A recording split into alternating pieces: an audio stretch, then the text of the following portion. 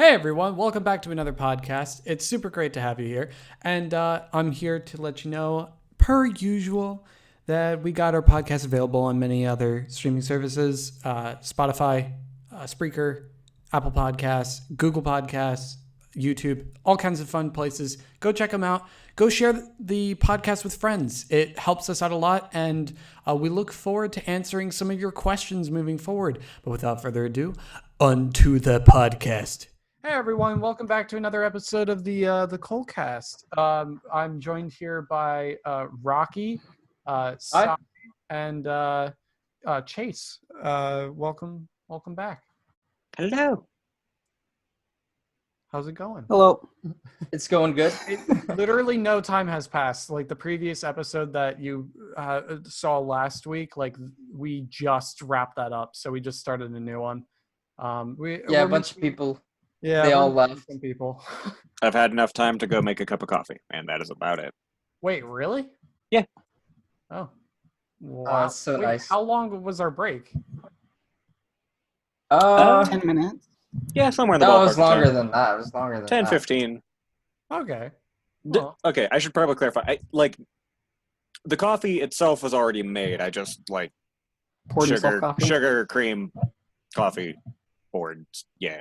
I don't like coffee at all. It's not particularly relevant to I the love topic of this, coffee, but we dude. could talk about coffee for a couple minutes. I We mean, could. I've seen more I'd than love a few. to. I've seen more than a few characters that are. Teacher, the only place you could ever truly get coffee and die happily is if you went to Italy, because they know how to make the lattes and the cappuccinos and I bet. macchiatos. There are a lot of different ways of making coffee. I generally do pour over because I don't have an espresso machine, but I've been getting more into doing it more of a science than just grinding beans and then pouring water over them. Right. But there's a lot of different ways that you can make it, which is interesting. I've heard good things about Cuban coffee, which strangely enough is usually served in what effectively amounts to a shot glass. Because that's about all you need. Cuban coffee is pretty good. Yeah, it is potent stuff, from what I've heard. There's lots of Cuban restaurants around here. By nature of being in Florida. Yeah. But yeah, I'm pretty sure I'm the only one here who's fine with just about any type of coffee. I don't like my coffee with sugar. No sugar in the coffee. It really depends on how recently the beans were roasted and what type of roast it was, but I will drink black coffee. I will drink super sugary coffee. I don't really prefer super sugary coffee though, purely because it's acidic, which is also black coffee, but different ways.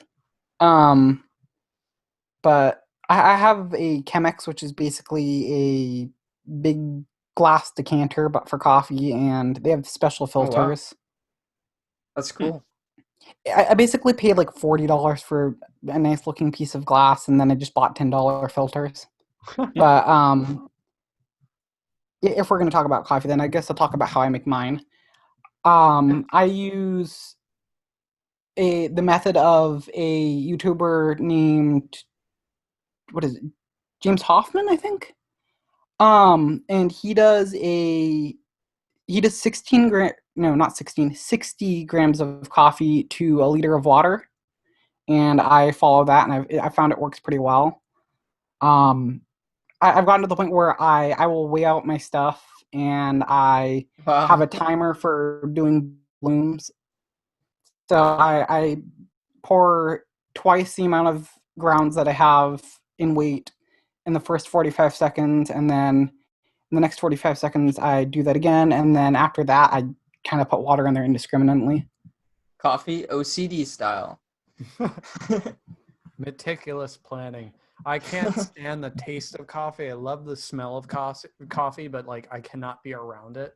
So and taste it. So if I ever have coffee, it should be cold brew caramel macchiato from Turkey Hill, and it's like I don't want to taste the coffee. I want to taste the caramel. I want to enjoy it. A nice refreshing beverage. I don't want something scalding that burns my tongue. And I love the taste of coffee. I hate that. Why do people do that to themselves? Have you gotten blisters on your tongue from hot stuff? Yes, I love hot chocolate. Hot chocolate's like probably my go-to morning drink. I haven't had hot chocolate in a hot minute. Day. But like, it can't be too hot, or else I burn my tongue and then I don't taste anything for the rest of the day. Oh, I've burned my tongue, but I've never like gotten blisters on my tongue from burning it. I mean, like it hurts. I don't know if you could consider it a blister, but I mean, like you're still burning yourself. Yeah. I mean, I've had swollen taste buds before. Ugh. How does that happen? I don't actually know exactly, but from what I've gathered, it's basically I have a bad habit of like kind of chewing on my tongue in a weird way. Really? So like, okay, it's not quite chewing. That isn't quite the right word, but like I'll have a habit of clenching my teeth, but my teeth don't quite meet in a way that it's really weird. But basically, I can kind of bite my tongue. Yeah, like with the corners of like the sides of your teeth, like you kind of just yeah. It's with your tongue in between the teeth, right? Yeah, basically. Yeah, and all right. Then like I'll pinch one of my taste buds in such a way that it causes it to like swell up, and it looks almost like a zit on your tongue, but it isn't. Yeah, I think I mean like when you bite your tongue, I feel like that's happened before where like it kind of swells. Mm-hmm. I hate biting my tongue. I don't think anyone actually enjoys like stubbing their toe or like any of that, but like. I mean, unless you do, in that case, you're a masochist. But like, on this episode of My Strange Addiction. Oh, I hated that show so much. I've never watched any of it. Some of them were like tolerable. Like there's a lady who's like obsessed over like carrots in every way. And I don't think they showed how much she was interested in carrots because something tells me she fucked the carrots. But like I wouldn't be surprised. Like that was probably the more mild stuff, and then like you get like someone who just like chews the putty off of the pool, like the sealant stuff that's on a pool. They like chew that off, or like they'll chew like sand, and like someone who even like sniffs gasoline. Like I think I saw an episode where like someone ate fluorescent light bulbs. Ah, mercury, lovely. Wasn't someone talking in another podcast? Were they talking about how good gasoline smells? Yes, we were talking. Yeah, you remember? I watched that. Yeah. I watched that. That was in our third episode. So here's a funny thing though. Is like, I guess on the note of things that smell dangerously good, antifreeze. Yeah. Apparently, I've never smelled that. Something. The smell is terrible. But apparently it tastes great. It just kind of kills you, though. That's kind of interesting about antifreeze that, like, because dogs will, like, go and drink antifreeze if it's on, like, a garage floor or something because it's sweet. Mm-hmm. They intravenously give the dogs vodka to negate the effects of antifreeze, and it works, apparently. So, your dog drinks antifreeze, your dog is going to get wasted on vodka. Yeah, like, they got, like... Oh my God, well, all right. So that also reminds me, like, I remember when we were visiting our cousins, like out in Lancaster or something, on our way there, we stopped at like a haircut place because we didn't have enough time to like cut our hair. So we wanted to like clean ourselves up one time when we were out shopping over there. And we were walking up onto it, and it's like the middle of winter. So there's like snow everywhere and stuff like that. And I'm looking down at the ground on like the road like leading up to the barbershop, and I'm like, what are those white pellets on the ground and why is there no snow around here? And my mom goes, oh, that's salt. Like that's salt that's melting the snow. Oh no. Like, did you put it in your mouth? And I go, oh, okay. And I picked it up and I put it on my tongue, and my tongue burned. Like I had, oh God! Like if you've ever accidentally, if you've ever had soap in your mouth, like that was 10 times worse than that. Oh jeez. Yeah, I want to see what it's made of. I can imagine. It is salt, but it's highly concentrated. Yeah, it's a different kind of salt. It's like there were chemicals or something in that. It's not how it lived. Well, yeah, it's not your regular table salt. This is like fucking industrial scale salt or some shit. Yeah, well, okay. All like table salt or like salt that's edible is going to be the same. It's going to be 100% concentration of sodium chloride, but it seems like the calcium chloride, which is probably why it was different. Yeah, like if you hold like the salt that you use to de-snow or de-ice roads for long enough, it'll just burn your hand. Like you can get third-degree burns from just holding salt long enough. Yeah, and it was bad. And what makes it so much worse, though, is the fact that it isn't an immediate thing. Like once it starts to burn you, you don't feel it for at least a minute. Fun. It is some scary shit if you weren't prepared for it. I love how we haven't even we haven't even answered any kind of like questions or anything yet. I haven't even asked any, and we already got like full blown conversations going. We went from coffee to people's tongues to calcium chloride snow salt somehow. And the fact that it's very dangerous. I was probably the kid to like eat dirt. Like when I was really young as an infant, I bet I was the kid who like tasted dirt or sand or something or put it in my mouth. But I mean, I built up an immune system from that. I can't be the only one who tried to eat Play-Doh, right? I mean, everyone's done that. You can make stuff at your house, and it basically so you can make. I think I did it when I was, I don't know, like 8 or something.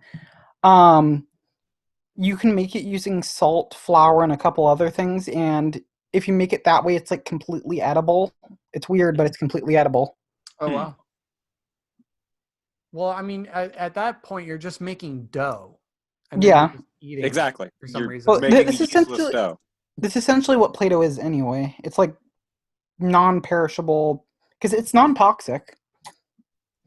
I mean, yeah, but like you still shouldn't be eating it. Yeah, I don't recommend eating Play-Doh, but you could. Let's bake some cookies. When I was in the mountains, some red Play-Doh cookies. On the previous episode, when we were talking about like favorite colors and how I said my favorite color is purple because of the shirt, that came from a place that we were staying up in the mountains.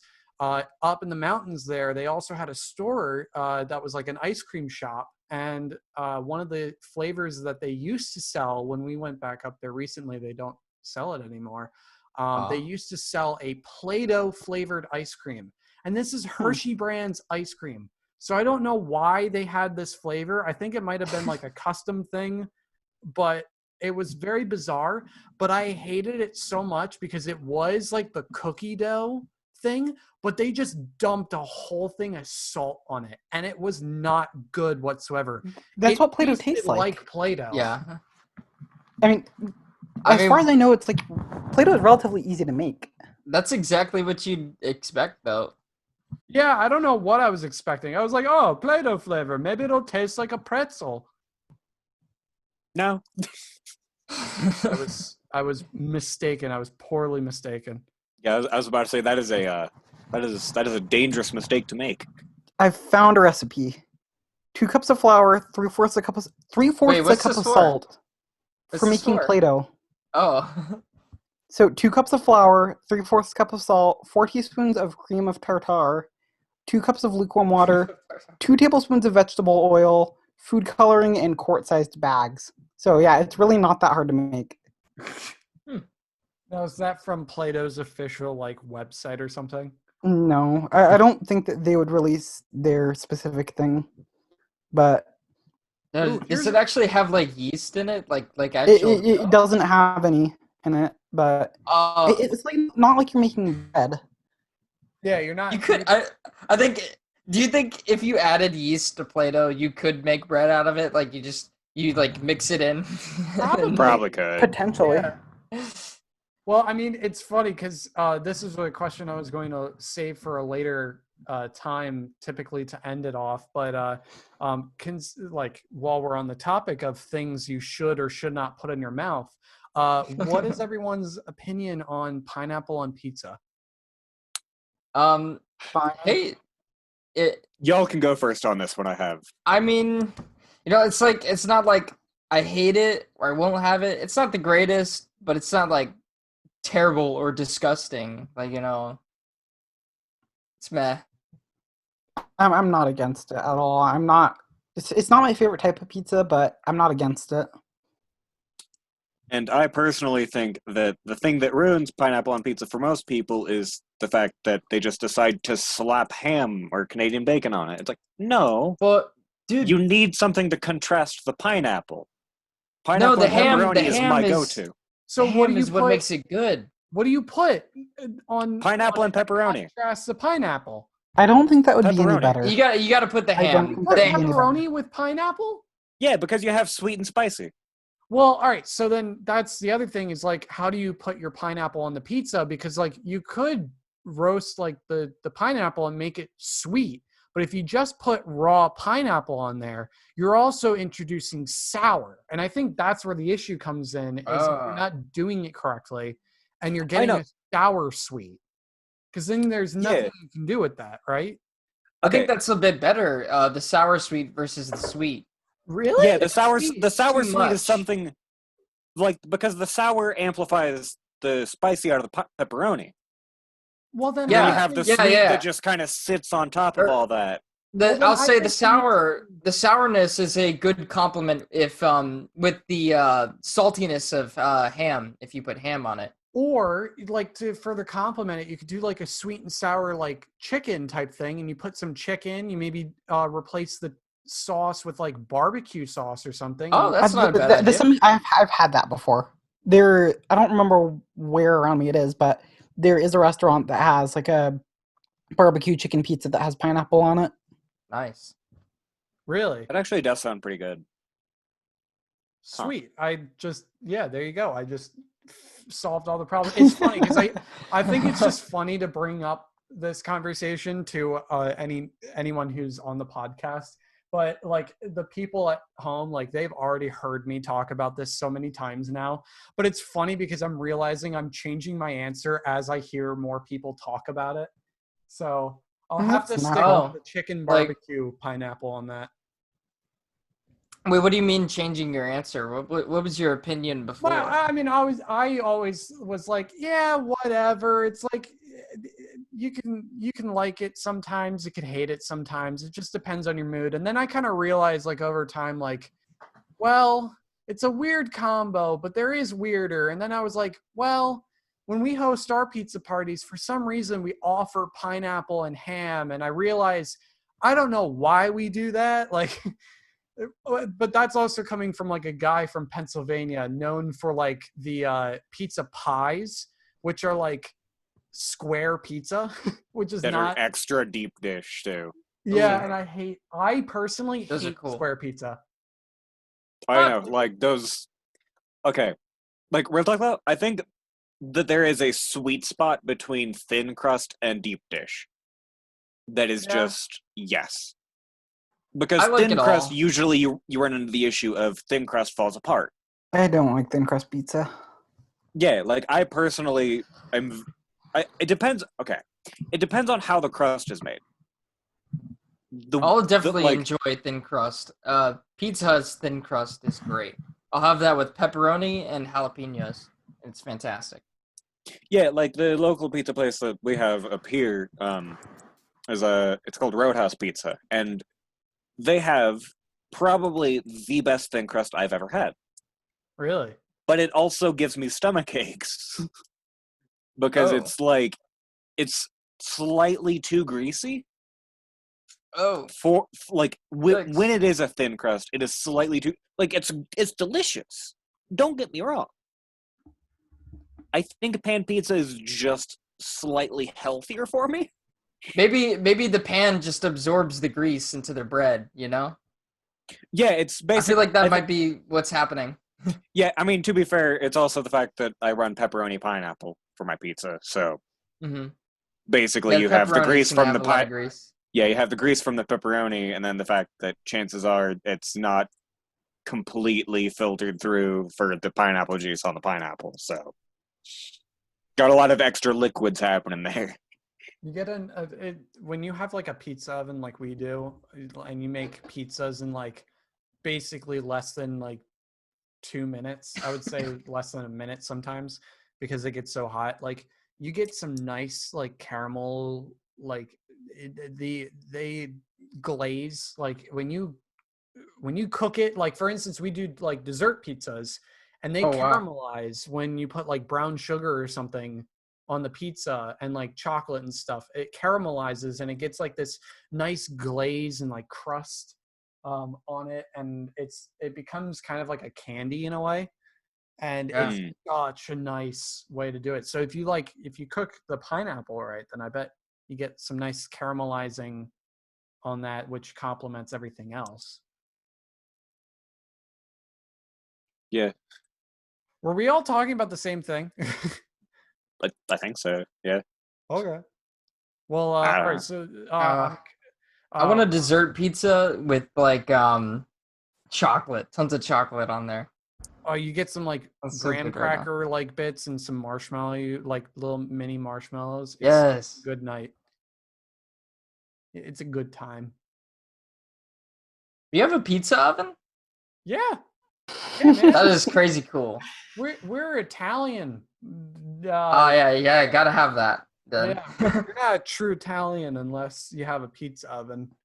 And, I forget. Aren't your like grandparents practically fresh off the boat Italian? Oh, my grandfather, yeah, but he like ditched.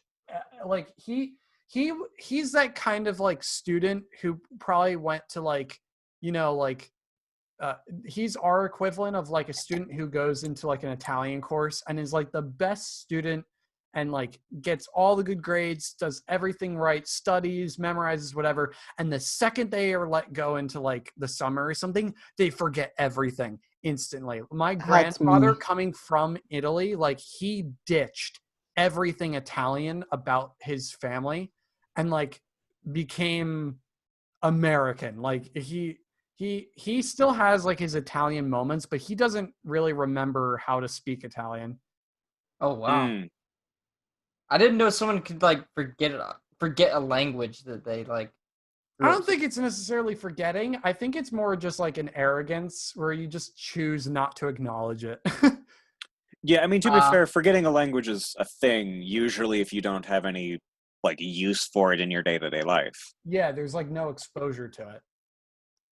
It's kind of like how some French, but now I don't. Oui. I lost all of it. I mean, it's actually kind of like how. Oh, go on. I know Lumiere from Beauty and the Beast. He's French. So. Wait, what does that have to do with anything? No. It doesn't. I mean, I know that a friend of mine who lives vaguely nearby, like he's Japanese, but he doesn't remember any of it because it's. And like I want to point out that he moved to America like maybe 3 to 4 years ago, and just doesn't know any Japanese anymore because he just doesn't have any use for it here. So he just forgot it. How old is he though? Oh, I think he's like 20 something. Oh, so. There is like a certain age where like your language and your like accent kind of gets like sort of like it kind of becomes permanent. Like it doesn't change too much. Yeah, that one of my 14. friends, his name's Johnny. He's actually in previous podcasts. He's actually asked questions for us. He has an English accent, but his family's English, but he never really like. From my understanding, he lived over here, but because his parents were talking English all the time, he liked mimicking them and eventually developed his own English accent because of the exposure to it. But like he really can't get out of it anymore. He's like, you're not bloody. I was like, okay, go back to Hogwarts. They're around like 14. You can't really change your accent. You know, you can do it before then, but like afterwards, forget about it. I have to wonder if there's like a specific accent or language that is easier to I guess, split into other accents, or if there's like an accent that's more difficult to break out of. Like, for instance, for like an American English accent, like you could probably make a pretty good like Australian, Southern. You could probably do like you could probably do like an English accent or like a Scottish accent or an Irish accent. Like, but I have to wonder, like, because I mean, if you're English, like you can kind of hop into an American accent, but like, doing the reverse is much harder, I think. Like going from American accent to English accent. No, it's not. Yeah. Like American accents they're a lot flatter tonally. Yeah. And like when people I know have tried to imitate like English accents, they don't like.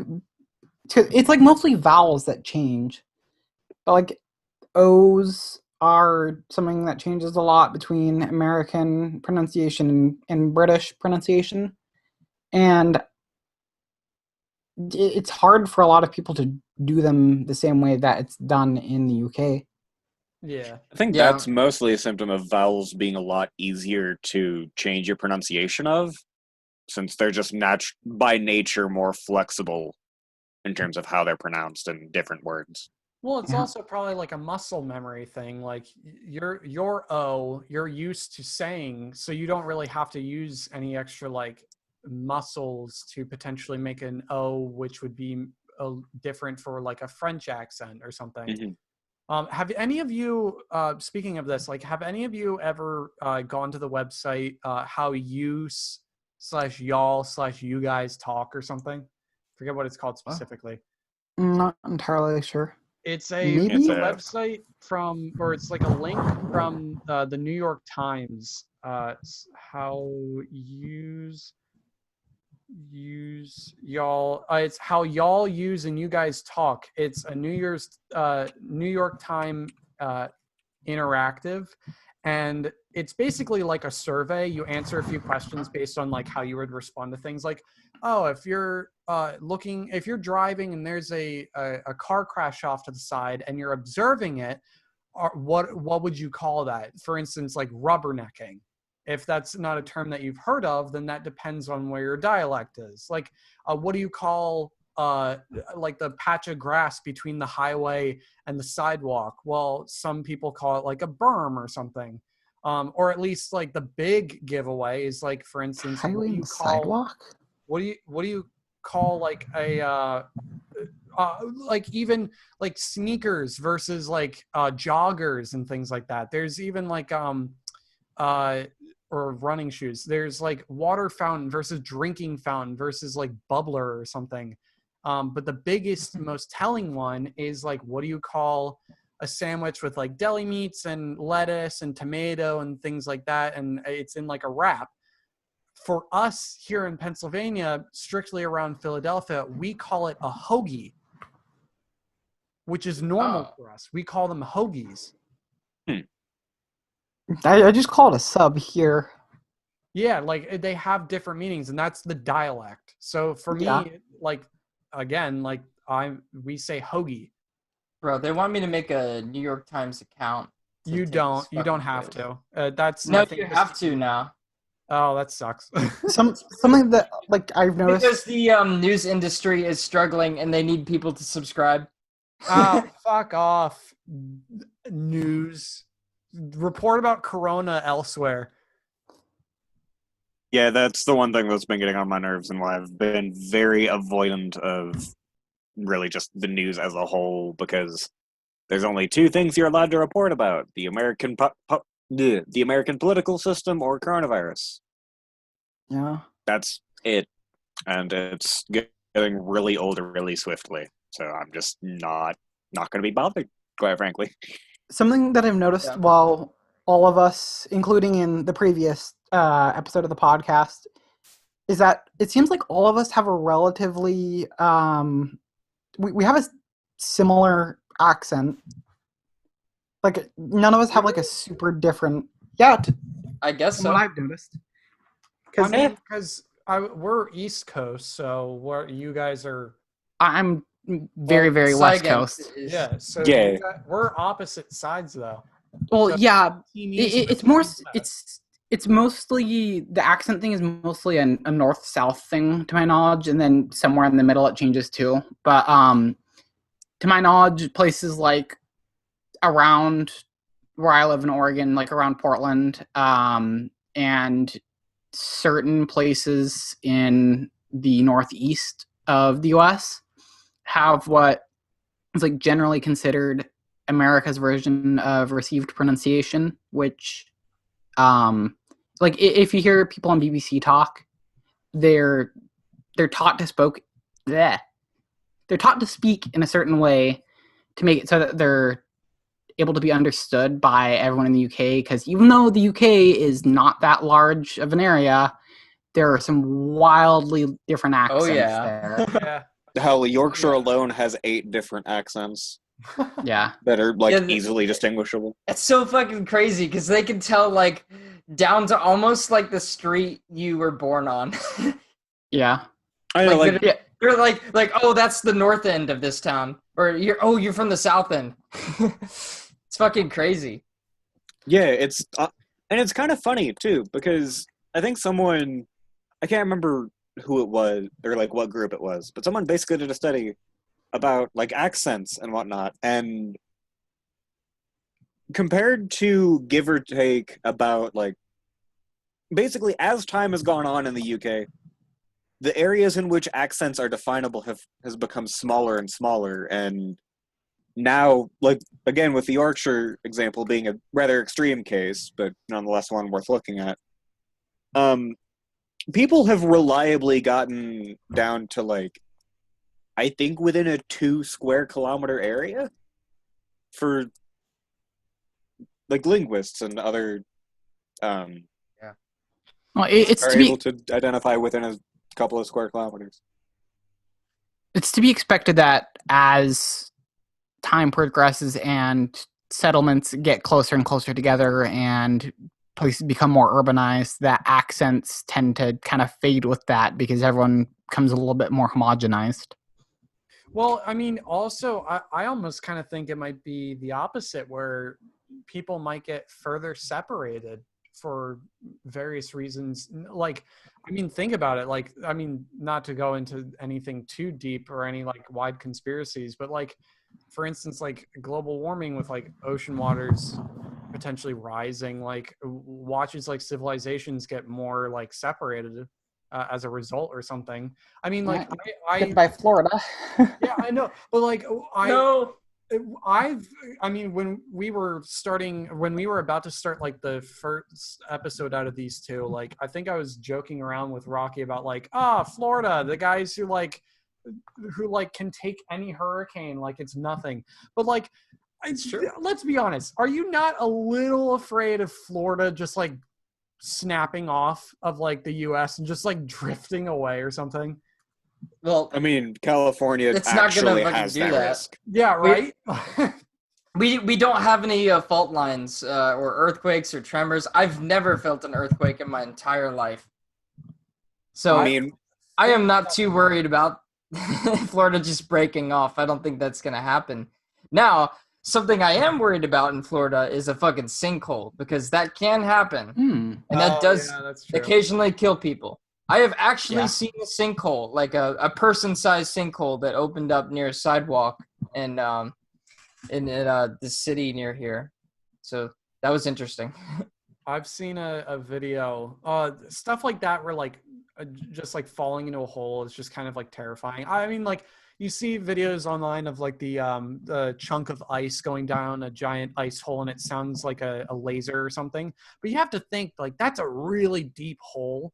But I forget what the movie was, where the guy's trapped and wedged in between the guys what? The guy's trapped between 127 hours. Yes, there you go. That was terrifying. And I remember seeing a video recently of someone who is hiking, and the caption of the video is that's a deep hole, and they hover their camera out over this little ledge, and it's a massive wedge that just goes I don't even know how far deep. And like, if you fell down there, you're fucking dead. You're gone.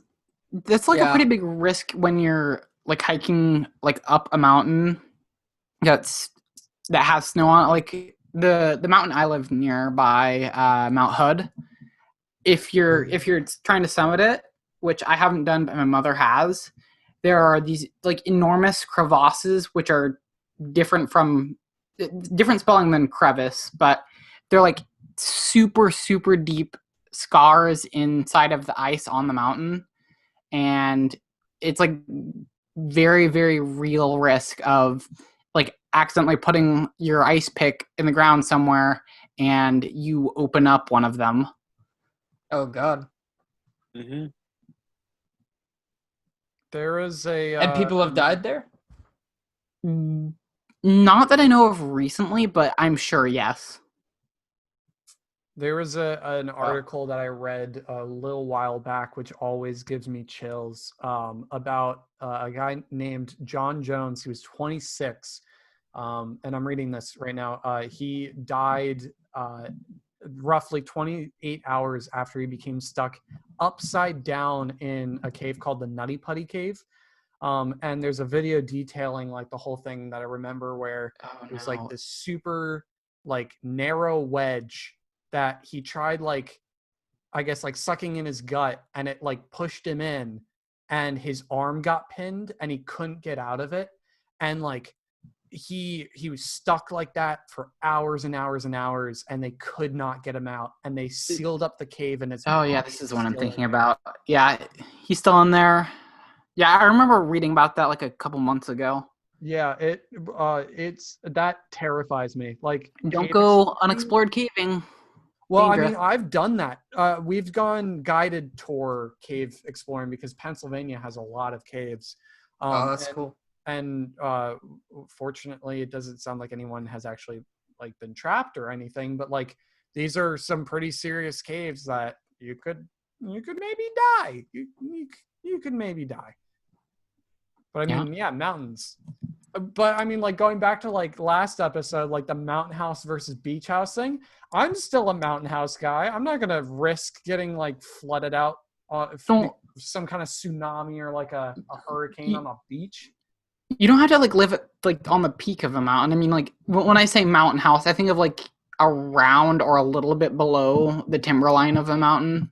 Because I personally think more of like forested hills and like mountains and stuff like that. Well, yeah, but right now where I am, I'm at the foothills of the mountain I was speaking about a couple of minutes ago, and it's definitely fairly nice down here. But if you go, I don't know how many miles to it is, but if you go farther along the highway that goes up to the mountain, there's a place called Government Camp, and for being called Government Camp, I don't know why it is. It's basically just businesses there, but it's fairly high up. It's 6 miles away from the actual place called Timberline, which you may have seen if you've ever watched The Shining, because that's the outside of the hotel. Oh, yeah. Do you want me to blow your mind really quickly? Sure. My great uncle worked on The Shining. That's cool. Yeah, he was the Steadicam operator for The Shining. So he was the one who did all the famous shots of Danny riding the one wheel or the big wheel around the hallways, and cool. He was the one who filmed the hedge maze. He did all those shots. Definitely be very interesting to see Danny riding a one wheel. I know. All right. So, like, off topic thing. I'm part of the thing is off topic. I'm part of the Corridor Digital Discord group, and I love watching their YouTube channel. It's, if you haven't heard of Corridor Digital, I think you have. You just don't remember any of their videos because they did all kinds of classics like The Glitch back in like 2009, I think. But they on their like behind the scenes channel, they have like a group of pals who always go one wheeling. And I have been fascinated about one wheels. I've never loved anything about skateboards or scooters or anything like that. I've never been interested in any of that except for a one wheel, and I want to get one when I go down to Florida so bad. I have 6 skateboards here in my room. And a bike. I would love to learn how to ride one.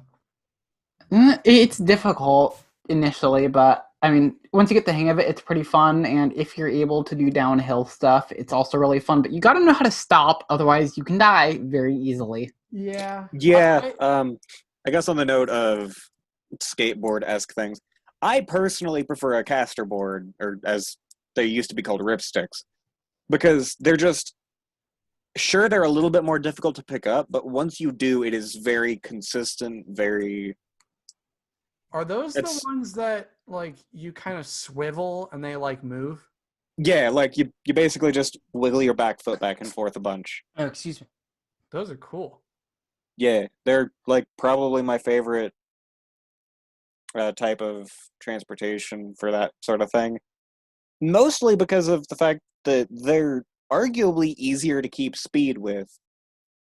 And, Yeah, I mean, they basically have scooter wheels on them, which have a lot less contact on the ground, which makes them easier to push. Yeah. I mean, usually the back wheel is the one that will wear down first, which actually is a good thing because it means you have more traction on your propulsion wheel. So. True. But, also, back on to the note of, like, famous film shenanigans. I used to live about 2 blocks away from the church, from the church in Children of the Corn. Really? Mm-hmm. I could basically take about 5 minutes to walk to it, and it's strange just how little publicity that area has. But I mean, it makes sense given the fact that it's in probably one of the most like remote. Not remote. One of the most one of the most high reputation, but not in a good way, areas of Sioux City. Infamous. There we go. Yeah, I was both 2 blocks away from that church and 2 blocks away from an area that was basically known for having every other month there was a shooting. Oh no. because of gang activity and whatnot. So I don't live in like that small of an area, but I mean there's stuff like shootings go on in the city that's near me. Yeah, I mean, to be fair, Sioux City isn't exactly a small city, but put it this way, if you're going to be caught in Sioux City, you're not going to be caught there. Of all places. Yeah, like Sioux City is one of those places where, like, I would recommend going there, not living there, but just, like, going there to just know that, hey, this place exists. Hey, we're here. That reminds me of, like, going around Philadelphia. Like, Philadelphia has been in, like, films before, but, like, not as much as obviously places like LA, Orlando, New York, like any of those bigger places. Yep. Canada apparently is pretty popular as well for filmmaking. Vancouver, strangely. Yeah, if you ever want like your cliche like American town, you actually go over to Canada because they have the ideal architecture and stuff like that. But wow, like Philadelphia, like I went around to like the church where the Sixth Sense, where the kid, I think his name is in the movie, is also Cole. He like goes into the church. Like we went there, obviously, like Independence Hall, like that's been in a couple of movies. One of the movies that I'm upset about is World War Z, is they never actually really filmed in Philadelphia. They were somewhere in like, I want to say New Zealand, don't quote me on that, but they were in Philly. Your mic went robotic. My mic went robotic? Oh no. Yeah, it'll be fine on my end. It'll be fine. I was just saying about like how World War Z wasn't ever filmed really in Philly. Yeah. There's the art museum steps, which my great uncle also made famous, but you know, it happens. I think the most interesting thing you can find in Iowa is the fact that our Capitol building has regularly replaced gold leaf on the top of it. Really? Yeah, it's like where it's actually sad just how much of the state budget winds up going towards that, but it's also one of those things where it's kind of an investment by the state because it winds up actually making them a decent chunk of money more than what it costs to put it on. Really? It's weird. It's one of those weird things where it's like it is entirely too consistent of a money-making strategy for their own good. But it's getting like stolen is why it needs replacing, right? No, it's actually just getting rained on enough to just wear away. Oh, that's horrible. So it's not actual gold? No, it is. It's just like super thin.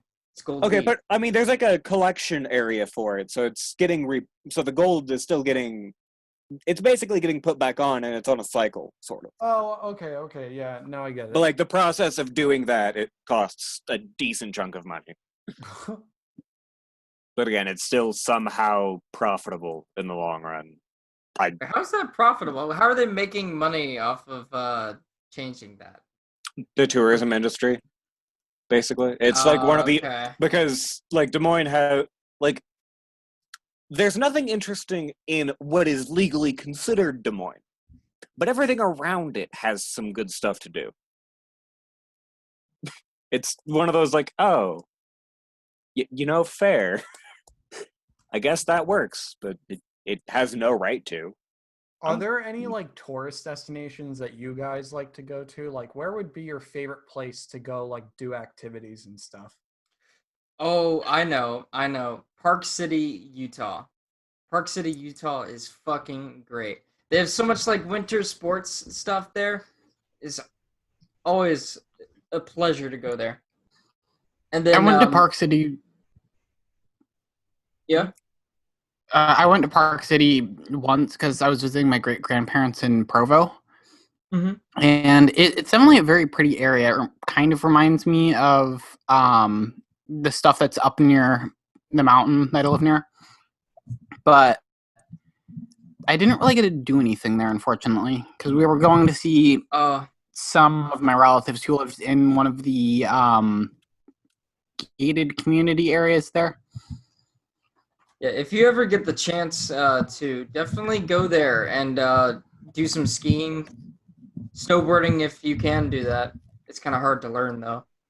I was there in like the middle of summer. It was very, very warm and uncomfortable. Yeah, never mind.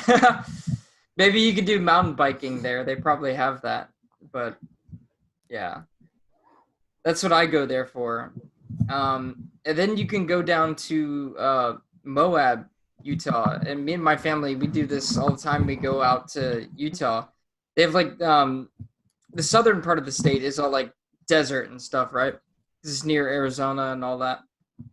So we'll go down there. There's this town called Moab, and we'll stay there. And it's right near the Colorado River. And there's some really nice hotels right on that river there. And you can rent ATVs, and you can go out into the desert. It's just super fun just driving around there. And they got all kinds of things to see, like ancient, like Native American carvings, and they got like dinosaur tracks, like legit actual dinosaur tracks. It is cool. I guess one place that I've actually been to that would be vaguely recommendable is Storm Lake. They have it's kind of a tear between Storm Lake and a little area called Fort Dodge. Storm Lake mostly because the only thing at Storm Lake is a hybrid indoor-outdoor water park, and they have like 3 or 4 different slides where you start outside and end up inside, or vice versa. And again, they're both fairly small towns, but there's just a lot of smaller, interesting things to do with them. Right. So. And then, what do you do there? mostly just restaurants, like local restaurants, and specifically at Fort Dodge. If you're in the mood for Mexican food, go to a place called Taco Tico. They have the best enchiladas I have ever had, hands down. Nice. Ooh. And it's like, keep in mind, I am very picky when it comes to Mexican food. But like, I could just wolf those down all day. I'm planning on getting Mexican food later today. Really? But My like, now that family's you talking reminded about it me- this morning. If you guys are anyone who's listening, if you do currently live in Oregon, in around the Portland area, or ever going to Oregon for any reason, there are two taco places that I can highly recommend. There's a taco shop called Mi Pueblo, which has extremely good tacos, and then there is a taco cart thing. There are a couple of them that I'm gonna butcher the name of because I don't not entirely sure how it's pronounced, but there are taco trucks called Taqueria El Jalisciense or something like that, and they have the best hot sauce I've ever had. Really? Hmm. Wait, what? It wasn't like a brand? No, they make their own hot sauce. Wow, And that's That awesome. is cool. a lot of That's cool. at least in the surrounding area of Portland, there is a very, very large Mexican population here, and because of that, there are a lot of Mexican food restaurants around here, and a couple of those are really good, and I will go there fairly often, and a lot of them will make their own sauce. Ooh, please. I love it when places make their own sauce and their own, like, they have like stuff that is signature to them. Yeah. If I'm going to be advertising local Mexican food places, there's Taqueria El Jalisciense, Mi Pueblo, and there's Wood Village Burrito Shop, which is really cheap for how good quality the food is, and then Gresham Burrito Shop, which is the same as Wood Village Burrito Shop, but it's just in a different location. Nice. Well, you know what? I'm going to use this as a very poor segue into leading us to our final like goodbyes here. So if you like anything good, spicy, all right, like I'm just going to roll with this. Yeah, this is how this is going. If you are also looking for any spicy content, we got other podcast episodes that are coming out soon, every Wednesday. Be sure to check out some of our previous episodes. We've got a lot of new guests coming on basically every single time, and some of these guys take the time out of their day to come and chat with you and chat with me and chat with us. So I really appreciate to all three of you for coming out here and sticking around for Totally an hour. Yeah, you're welcome. Yeah, Been a My pleasure. pleasure. this was a lot of fun. We didn't even do any questions aside from like the pineapple and pizza. We just talked, and that was awesome. Yeah, well, we'll probably have to arrange another one that is actually going to be on topic of what we were supposed to talk about. Nah, Yeah. that's not as fun. It was just I mean- other random questions. That's all. The last Fair. episode, was pretty on track to what we were supposed to be talking about. This one, none of it was pretty much. I think we need to find a middle ground for episode 3. It's What like were we supposed to be completely talking tangential. about, though? I have no idea what we were going to talk about. I had like a list of questions, but I was just like, fuck it. We don't need to Yeah, I do it. don't know if there's like a specific topic in mind. It's just kind of. We were- The fact weren't we that we're supposed all to be- furries. Yeah, I feel like that was- we came and we did what we're supposed to do. Yeah, Well, yeah, we it were- was a job well done for what it was. We never, there's always like, listen, the podcast is never straightforward. Like it always deviates to a bunch of random things. We don't even finish all the questions that were initially like asked. Like it's completely fine. But yeah, you know what? Yeah. One of these That's days it'll the have to be a nature of future thing. podcasts. Yeah, it'll have to be like a future thing. But I mean, with that being said, to those of you who are listening, I really appreciate you coming out. Make sure to check out the podcasts on other places like Spotify. No longer on SoundCloud. I forgot to mention that. SoundCloud doesn't work for us. So Apple Podcasts, Spreaker. Go check them out. How about you guys let them know where they can find you? I'm keeping this all in. We're just going with it. Okay. I am Rocky the Red Panda. Each word is capitalized at the beginning, and that is how you can find me on Twitter and on iFunny. I am on. So I go by Seirin. I don't think that was mentioned the entire episode, but you can find me on an entirely different name on Instagram. You can find me on Casilios, which is Casilios, and I will post digital art and mainly origami. That's fun. And I exist on Twitter, not very actively, but I do. Under Seiganth. Seiganth Originality is the full name of the account, but just at Seiganth is the Twitter handle. So yeah, I'm probably going to start being more active there soon, TM. But yeah, I'm not active on mine either, so you're Same fine. here. I'm trying to, but I usually just occasionally retweet things that I'm bothered to retweet. Yeah, same. It's a lot of news and drama. Is all I'm getting. But yeah, with that being said, thank you for tuning in, and be sure to check us out next time. Take care, everyone. Goodbye. Bye. Bye. Bye.